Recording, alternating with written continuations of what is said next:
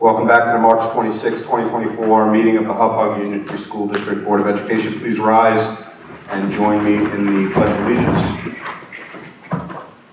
I pledge allegiance to the flag of the United States of America and to the republic for which it stands, one nation, under God, indivisible, with liberty and justice for all.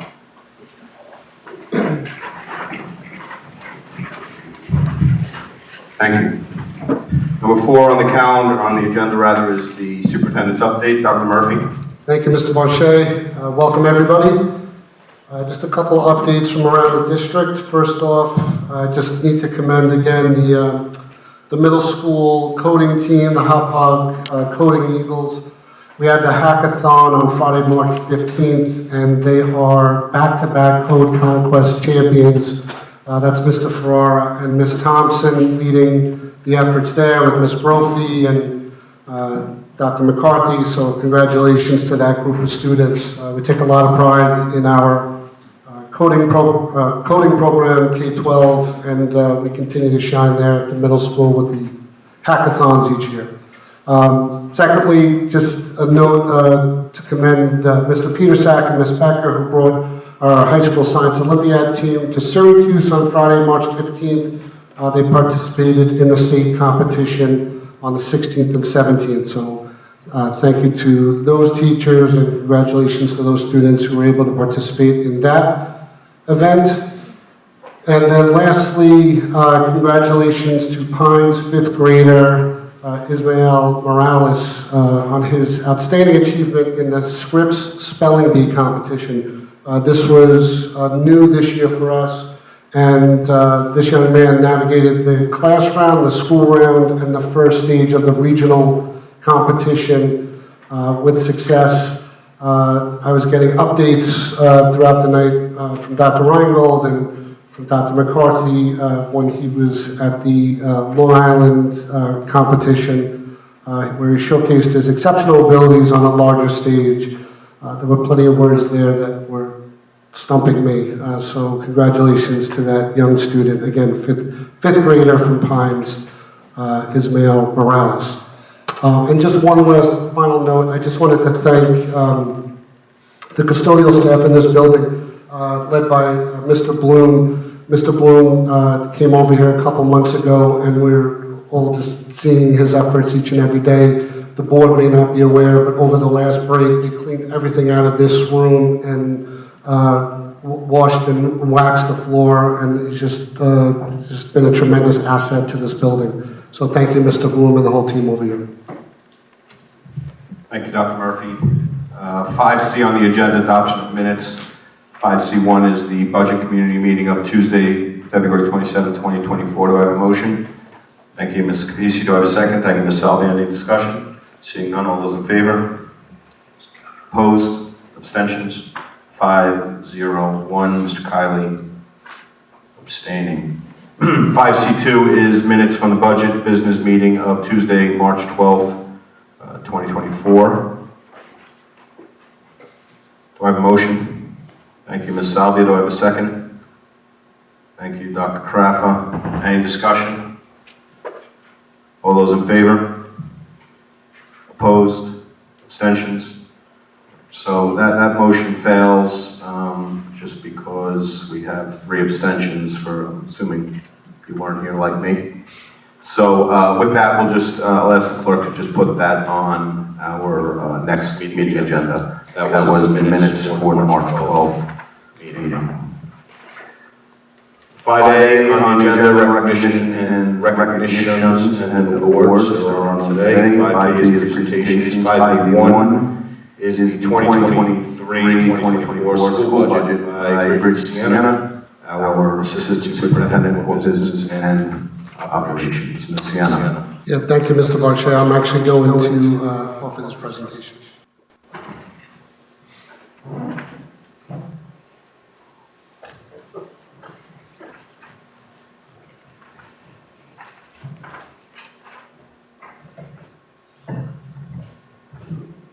Dr. Murphy. Yes, thank you. Can you hear me on this? Yes. Okay. Yep. Okay, so this is Presentation number 3, a focus on curriculum instruction, technology, health and safety. So just to kind of set the stage, some kind of big picture statistics. This is a slide that brings to light our enrollment. Although we see a little leveling off the last couple of years, as the board is aware, the community is aware, we do have declining enrollment. So our prediction is we'll continue to see those numbers decline a bit each year.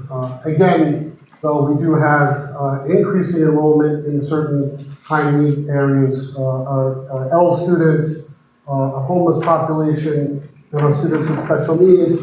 We're seeing that those numbers have been increasing despite our declining enrollment overall. This slide illuminates our graduates, what they're doing after they leave us. So the smaller dark blue bar is the number of students who are going to 2-year colleges. The larger light blue is 4-year schools. And if you can see, I know from a distance it may be tough to see, but we also have in here our military numbers for each year. So what you're seeing here is a decline overall in the number of, the percentage of graduates who are going on to college, but that corresponds, which I'll talk to in a moment, with the number of students who are pursuing a vocational career or working right out of high school. So we've been responding to the needs of our students accordingly. And then this is the graduating class from last year. Again, proud of our numbers, our graduation rate, our Regents diploma rate, and then our Advanced Regents diploma rate. Each and every year, those remain anchor points for our goal setting for our entire district. So just big picture for a moment with this budget that's coming up, the 24-25 school year budget. Big picture, since I've been in the district, so many of the board members have been here same length of time as myself. And with our new board members, the philosophy of the board has continued to be to try to maintain our class sizes. Right, so again, just all of this is distilled down from big picture about what's best for students. So our class sizes, our programming options, right, to make sure that as much as we can, we're offering a diverse array of programs for our students, continue to invest in our technology, whether that be in the classroom or our security tools. That bullet there, again, since I've been in the district, we were one of the first to be out front with handheld devices for our students. So that will continue to be one of our goals. And of course, health and safety is at the top of the list. So just diving into instructional for a minute. Again, I want to thank the board. It was a recent decision that the board approved recently in the last couple of years to support our students and remove the barrier for these different assessment options. So IB, AP, but also SAT, ACT, and PSAT. So the goal that the board has believed in and supported is if a student has a decision to make, and if that regarding taking an assessment, and that decision is influenced by the cost of the exam, the board has supported the idea of taking that obstacle out of the way. So again, thank you to the board. I know that the community, of course, has embraced that decision. We have new course offerings next year. Again, this funnels through the curriculum committee. So thank you to Ms. Saldian, Dr. McCarthy, Ms. Capisi, and others who are part of that committee. And the board has already approved these courses. Maybe just to highlight for a moment a couple of courses which talk about the digital world around us. So one of the courses is virtual enterprise, and our students will be creating their own virtual business. So I'm very excited about that. offering, life in the digital landscape, navigating the digital landscape is another course, and that's everything from the implications of AI, cybersecurity, and even social media, right? So all very current and pressing topics for society at large, but also for our students. Also, we're looking and we're solidifying a CTE business pathway, so career and technical ed business pathway. That will be another lever for our students to be able to pull to graduate and have a focus on business. That's within Hauppauge, but then back to my earlier point about our 4-year and 2-year college numbers, we are seeing such an increase in the number of students who are attending BOCES, pursuing vocational offerings, which is tremendous. It's everything from cosmetology to automotive science, to animal science.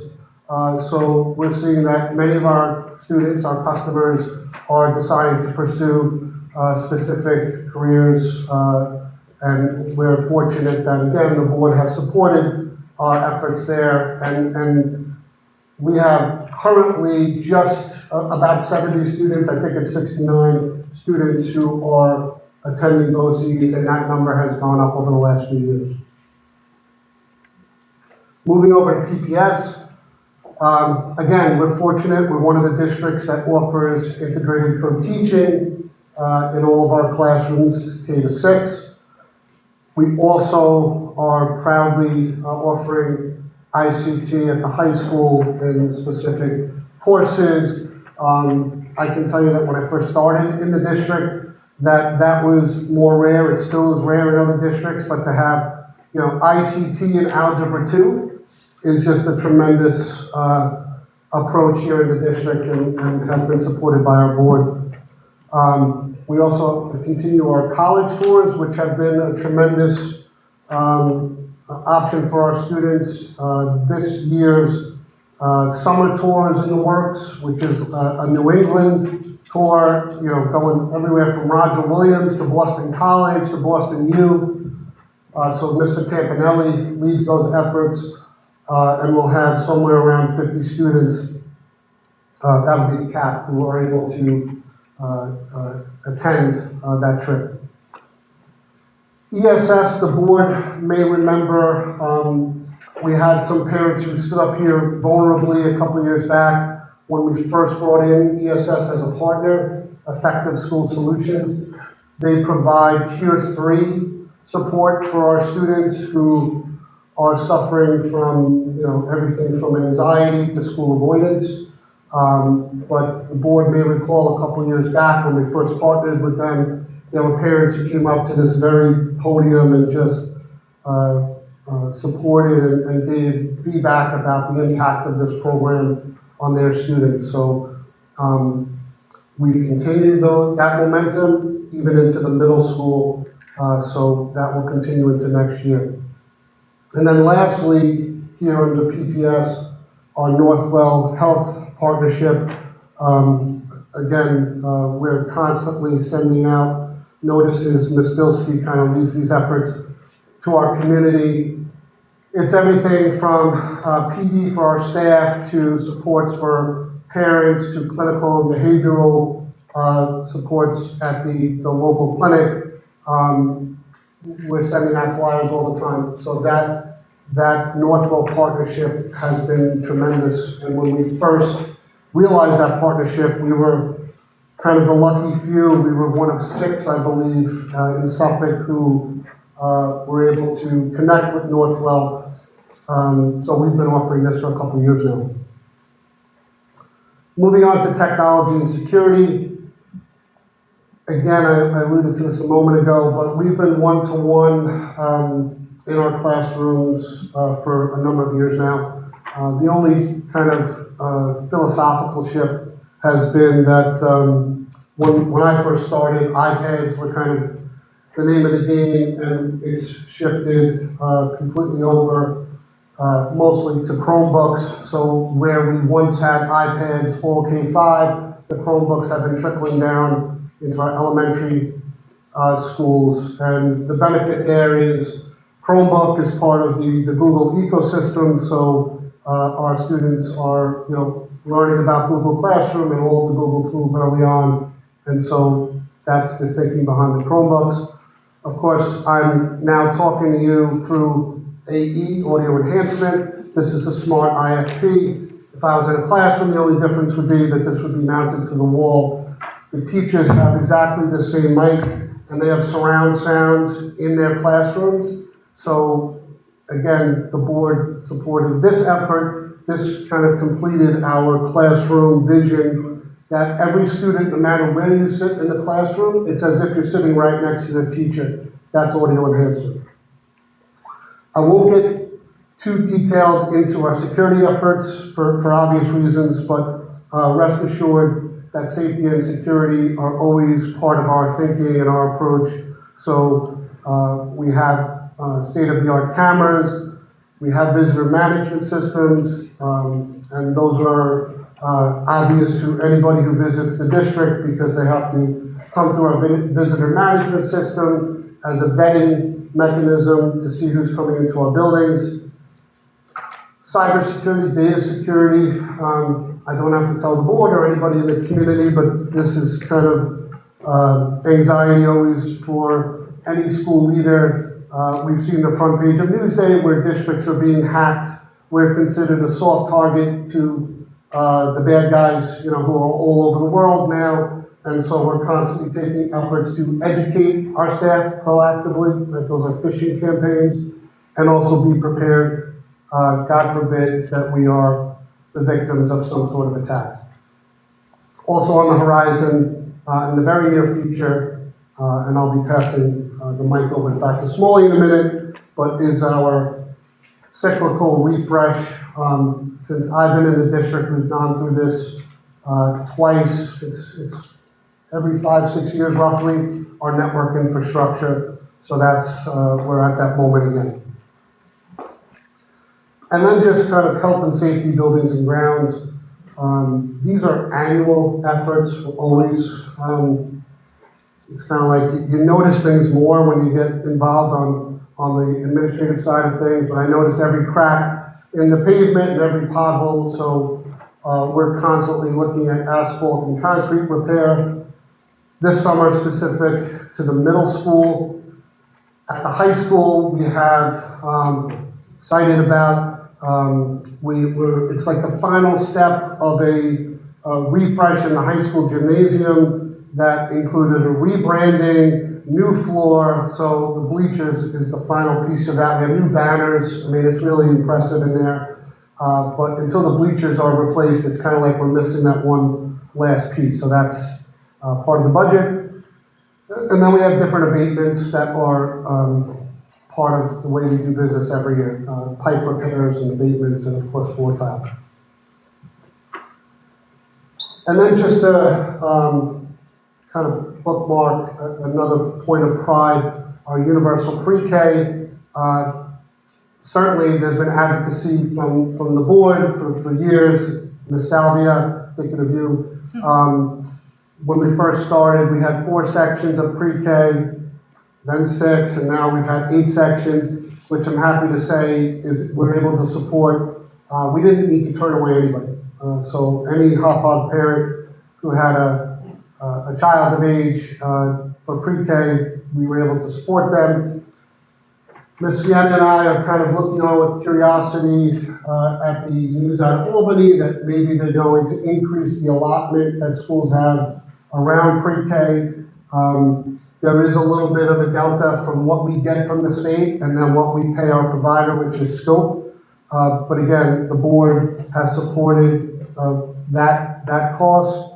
It's been part of our budget. And so we are hopeful that the state will raise this amount, which has been the same for decades. So we'll see what happens when they finally finish that budget. Bringing this all back to the funding snapshot, which Ms. Sienna has presented on the last 2 meetings, just big picture. We do not have to pierce the tax cap. we are offering our tax levy at the allowable number, which for us is 3.38%. That's the top line here. Down here is the budget to budget, our operating budget, which is 3.48%. In between there are everything from the state aid, which again, we put forward for the budget that's based upon what we know for sure. If that changes, we often learn at a later date. And then we have pilots and reserves and fund balance. These are standard numbers that Ms. Sienna has gone through in the past two presentations. And we are on the verge of really the budget adoption would come next, and then the budget hearing. So all of that leading to our annual budget vote, which for us is May 21st. So that concludes my presentation. Mr. Barchet? Yeah, any questions from the board concerning the presentation? Dr. Murphy, have we considered or explored getting a Bloomberg lab for the high school? And if not, can we look into that? You're talking about like Wall Street, like Yes. Bloomberg? I know some high schools have it. I think most private high schools are the ones that have it. But So happy to explore that. I will tell you that our antennas are up on lots of creative ideas, so I will add that to the list. As you may remember, it's my whole career, so I still have a little bit of that in my blood, Wall Street years. any other questions from the board concerning the presentation thus far? Any questions from the community concerning the presentation? That date, you have May 7th, is that going to be here, like a meeting here? Yes, everything's right here. It's in conjunction with our regular Board of Ed meeting. I'm sorry. See it on the calendar. Yeah, so two things. So it was originally April 30th. Yes. So a parent square message will go out. This is kind of breaking news. We have to move it to May 7th to align with the law. And there's a possibility, we sometimes hold that last meeting at the high school, so we'll announce that as well, because we like to recognize all of our kids. I can't remember if it's that date or the other one, but we'll announce it. Any other questions from the community? Thank you, Dr. Murphy. Thank you.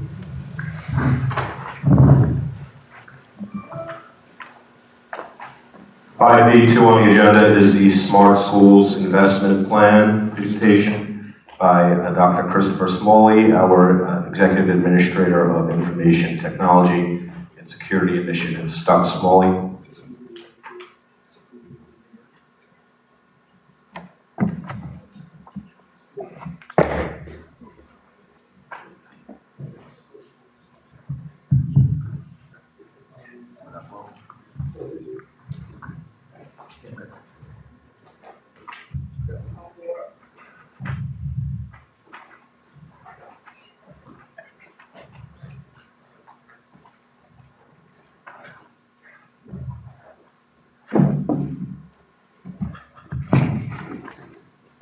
Thank you, Dr. Murphy. The reason I'm making a presentation tonight is because New York State has a funding source that we can access to put towards a technology project. The funding source comes from the Smart Bond Act, which I'll explain in a few minutes. One of the stipulations to be able to get this money is we have to make a public presentation and show you what the project is going to be. So that's kind of why I'm here. We invited our partners from Switch Technologies to come show up tonight. In the audience, I have Marcus Luck from Switch Technologies, David Bajacki, and Joseph Terabocchia. And along with them, they helped design this project. And it was a pretty complex one, but along with them, Steve Swanson, our senior network engineer up there. On the camera, he's always works alongside me, and he's a thought partner in everything that we do all the time. So I'm going to try to tell a little bit of a story right now, like a background story, to kind of give you an idea about the Smart Bond. So, like I said before, New York State has developed the Smart Bond Act to create a funding source that could be available to school districts. Districts have to create what's called an SSIP, a Smart School Investment Plan, to be able to go out and get that money. When the Smart Bond Act was first created, Hauppauge was allocated $1.2 million in the beginning. Dr. Murphy in 2018, and then again a little bit of revision in 2020, created the first SSIP in the district. That was a little bit over $800,000. And that's when he put most of these boards and these devices throughout the district. Tonight, what we're looking to do is to explain what the second SSIP will be for us to be able to use the remaining smart bond money, which is about a little over $366,000.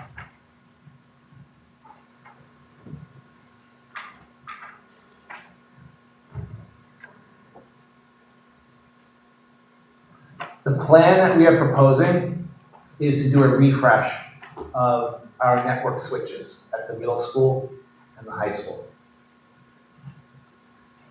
The network switches are like the brains of the organization, and basically all of the data and from everything in the district runs through these things, and they control all the digital traffic. They help all devices communicate. They have to do it. They help us with our cybersecurity, and they help us help the network expand. The project is big. It's not just switches, because along with switches comes all the segments that go along with it. So you have switches, connectivity, software, power, licensing, and installation. These are all part of the project. So here's a little snapshot of what the project looks like. Now I'm going to show you what the cost is going to be. The total cost of this project is $963,000, and for us in the world of projects, it's a pretty big one. These projects don't come around quite often. There's some good news to this though. One is part of the money that we're going to get for this is from the SSIP, which we're applying for now. In addition to that, we're going to use an E-rate subsidy. E-rate is federal money that we get that kind of, I guess you could say, like gives us discounts for technology stuff. The great thing is those two sources will provide 75% of the cost of this project. Marcus, does that happen a lot, 75%? Is that like a thumbs up? That's pretty good, right? How often are we eligible for that subsidy? It goes in cycles. And So- is there a cap? No, the subsidy basically, it's based on like an algorithm, by the way, that they give to us. Typically, the way that it comes to, typically it pays for like all of our internet usage and all of our bandwidth and things like that. And is any of that, that's federal money, yeah? Correct. Is any of that work eatable for the state? That is not, because the state would consider that like double dipping, because they're giving you, the federal, the feds are giving you money, so. Correct. You can't Like do it that. would be unfair if we had to pay both federal and Right. state taxes the same. Correct. The good news is, well, as Dr. Murphy talked about in his budget presentation, we have money already set aside and allocated in next year's budget to be able to provide for the remaining amount that you see here. Dr. McCarthy and I worked together, and we basically strategically figured out our projects, so that number is not going to increase the technology line item that we typically would have each year. How is the vendor determined, what vendor we use? Are there certain approved vendors that you have to use to be eligible for the subsidy? No, we do, well, in some cases for the subsidy, if we're going out to get, like, let's say, we're going out to get, say, like a service provider, right? First, it has to match all our requirements of what we want. And then typically, there might be 2 or 3 people that end up coming in at the end, and then we kind of decide which one works best for us based on the. So it's our RFP, same, It's similar. Okay. It's similar to that, yeah. So this is the cost of the project.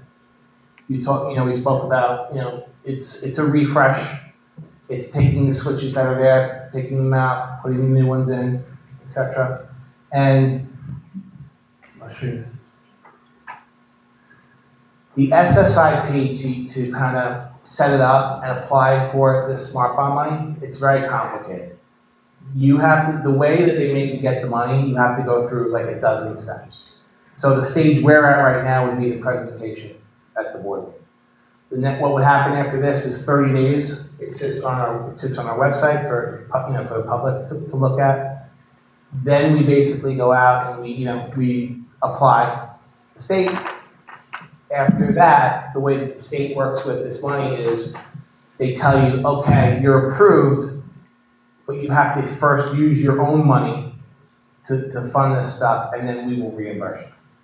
And just to make a point here, when we went for the first Smart Schools Investment Plan, it took, gosh, I think it was over a year to get the approval from the state.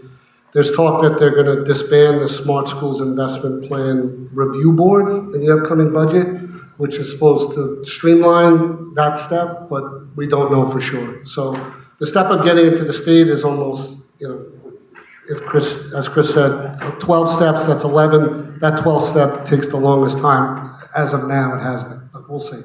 It's gotten a little bit faster since then, but it depends on the. How long does it take to get reimbursed the subsidy? Do we know? That seemed to be okay. Bridget, From were when- you here for that? No, this was so I think Jackie was here. So that didn't seem to be too bad of a. No, the consensus now with all the literature that's out there now from the state, it doesn't take long at all. It's just about. But we have to float it until it comes Yes. back in. And where does that come from, the general fund? Yes? So. Jimmy? Just to give the audience and the board members an idea, how many switches are being replaced? Gosh, I think about 68. 68 switches total? So we have about yes. So we have 6, let me go back and show you.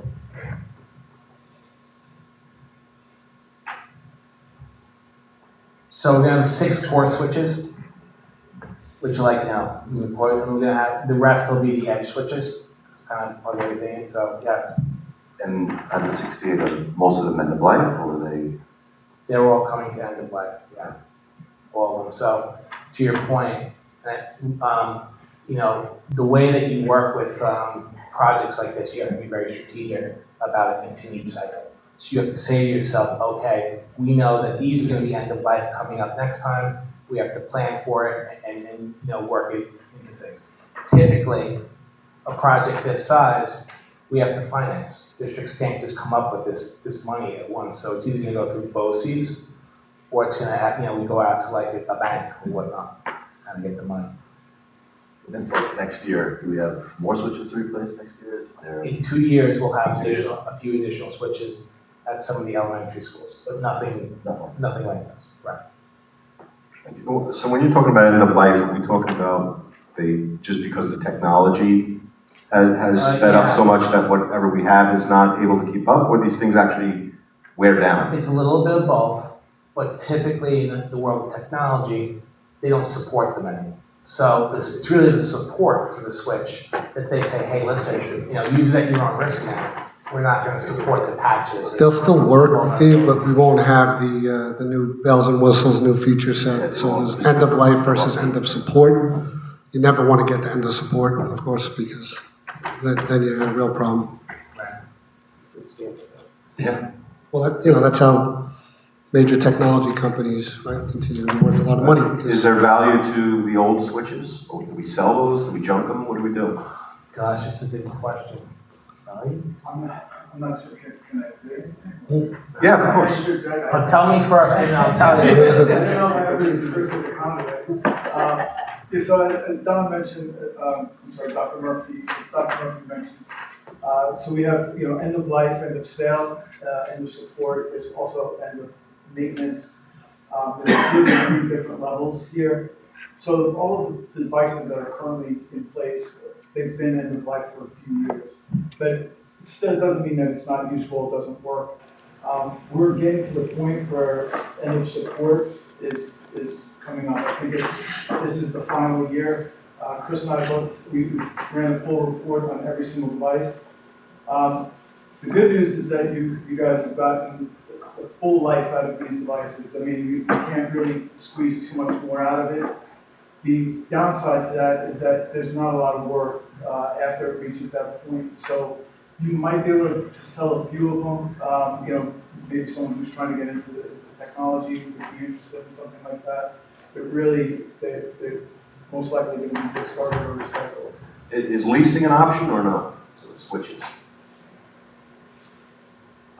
There are certain requirements with the funding sources that are in play here that where you, it's a purchase, an outright purchase. Maybe through another funding source that might be doable. Also, just to note, so some of these funding sources here, refresh, and as Chris mentioned, Don as well. It's Don is fine. Don't even go there.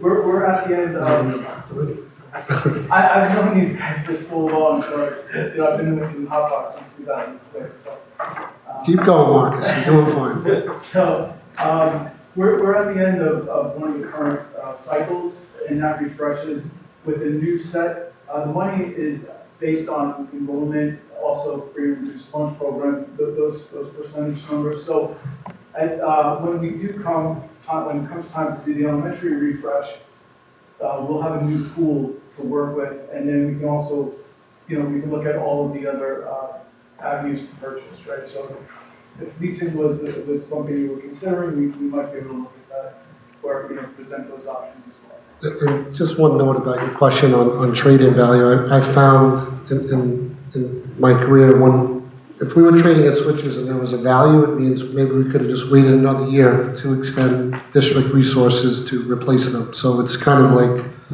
not always a win if there's a value there. Will the manufacturer buy it back or e-waste? We have a partner for e-waste that we will recycle through, but I think in this case, you guys, I'm not sure with old switches. Do you guys take them back? We do have a place that we can bring them to, we'll Yeah. recycle all. Tim, are we still using, what's the name of the company? Yeah, we have a partner that shreds technology like it does it, you know, according to standards. So we've been using them forever. I think it's called e-waste. Yeah. Yeah, okay. Is that, yeah, same way. And just one last thing to piggyback on some of the questioning. To be able to set the project up like this and kind of extrapolate the different like numbers, like this, and this, it's like, it takes a good deal of work. It's atypical to kind of really spread something into three kind of places like this, because you can't, like, E-rate, for instance, is something that's a discounted situation, so it's a global way that they kind of look at it. And so, again, our relationship, to get to these numbers and the way that we kind of had to figure it out, it took us a while to kind of get to this. Is there downtime associated with this, with changing all the switches? No. So the good thing is when we do purchase the switches, they purchase them at their facility, and they kind of program them and set them all up there. And then, then when they come and do the actual refresh, it's minimal amounts of time. We do it, over breaks or summer and so forth when it wouldn't affect students. And what about cabling? Is cabling and little Cat 6? Yeah, so we had recabled, it's such cabling is so annoying, as you know. We're not in need of that right now, but we will be. So we had looked at Cat 6 years ago, but at the time it was new, so we ended up going with Cat 5e, mostly. I remember Larry was against it at the time, but we're not there. That's not part of this, am I right, Chris? There's Yeah, cabling in the closets, of course, but not recabling. Patchworks. Yeah. Yeah, we replace all the patchwork with the floor on the classroom or from access point to the closet. Do you know what an estimate of that would be? The cost of the, to do a refresh on the cable? I don't know, but what I can tell you though, is one of the things Steve and I looked at the beginning of the year is that you can imagine what you see in like, inside your ceiling when you rip it out. You see 40 years of cables that are kind of pushed over the side. They have been, I think, Hauppauge has been very responsible, the way that they put the cabling in, but still, there's things up there from a while back, and in fact, what we'd like to do, we've talked about this, now that the bond is coming up, we work together with buildings and grounds and identify some of the areas that we feel like, that we can just even kind of do ourselves and just take some stuff out. Chris, are we gonna get the most out of these switches because they're connected to Cat 5e cabling that's not? Marcus, you want to speak to the difference between 5E and 6 or something else? Yeah, they do.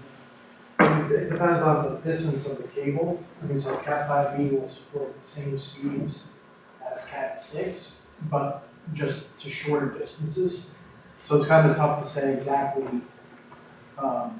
We'll eventually have to do that work, and to Jim's question, it'll be tens of thousands of dollars. Well, There's no way around it. but to your point, there are some things that we have which will run better. So our wireless access points will be more robust now because of the new switches. So yeah, the cabling is a factor, but some of the end devices that we have, we'll be able to do some of the things that they couldn't do now because of some of the old. There's not functions that these new switches are gonna have that we're not gonna be able to tap into because of cable. No. I'm sorry, say it again, Mike? I said there's no features in these new switches or technologies in these new switches that we're not gonna be able to tap into No. because we're limited by cable. No, and another good question, just for the crowd, was, we're not at the point, Dave asked, are we at the point where everything can be wireless? And it's still always better to plug in.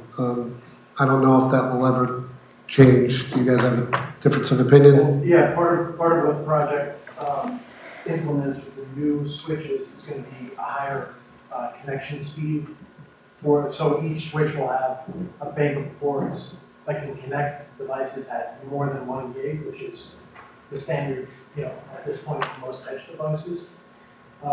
So it increases the ability, and that's specifically mostly for Wi-Fi. New access points that come in are equipped to take advantage of those higher speeds. And then they service more clients with the improvements in the standards and antennas. So as they service more clients and do things faster, they take advantage of that back-end higher speed that we're going to get with these Yeah. switches. So it's about having that capacity. Yeah, I was just gonna say, I'm just thinking about your question, Jim, and actually the wiring won't be as expensive as it was when I last did it because the computer labs here are not the computer labs when I first started. The labs now are the kids bring in their, we used to have to run wire home runs for lots of desktops as well, where we brought them into the classroom and then from there. So we won't need as many runs, which is good. There are going to be, through the bond, there are going to be some actual wiring that will be done for our access points. So the access points throughout the schools, the home run wiring that goes over that, that'll be upgraded. These switches will be perfect for that project. So it's kind of like we're going in order. So this would be a perfect place to run our switches now. And now we go get this new technology for access control, and it'll kind of work real nice. Thank you, Dr. Smalley. Thank you, Dr. Smalley. Any questions from the community? Yes. Yes? So that money has to be used for the switches? Was it discussed to use it for other things that would possibly need by our students, our children? Or was it has to be used for? The money, the SSIP has to be used for technology. And this technology directly affects the students because it has to do with all of their devices that they use in the classroom. So it is direct. It's not a device, but it's something that kind of affects the way that they can use their. So we're fortunate because many districts have had to use SSIP money, years ago for things that we were able to do either in the first plan or in our normal budgeting cycle. So classroom technology refreshes we've done, that was the item about the smart IFPs and the audio enhancement, but also Chromebooks on a refresh right there. All that is integrated into our normal budgeting. But I always like to say, you'll never see us put a picture up of our wiring closets to show off, but that's really what makes all the classroom technology as robust as it is. Without this, none of that would be, it would be lipstick that you know. But it sounds like it was discussed that this is what's most needed. Oh, yeah. Oh, yes, to your question, we analyzed, this money has been in this pot for a while, and we've been analyzing what's the most prudent use of it to benefit the most students. So we were kind of waiting for the refresh to see if we can align this money with E-rate, normal budgeting, and so Dr. Smalley, with the help of our partners, we were able to kind of make that all come together at this time. Any further questions from the community? Follow-up questions from the board? Thank you, Dr. Smalley. Thank you.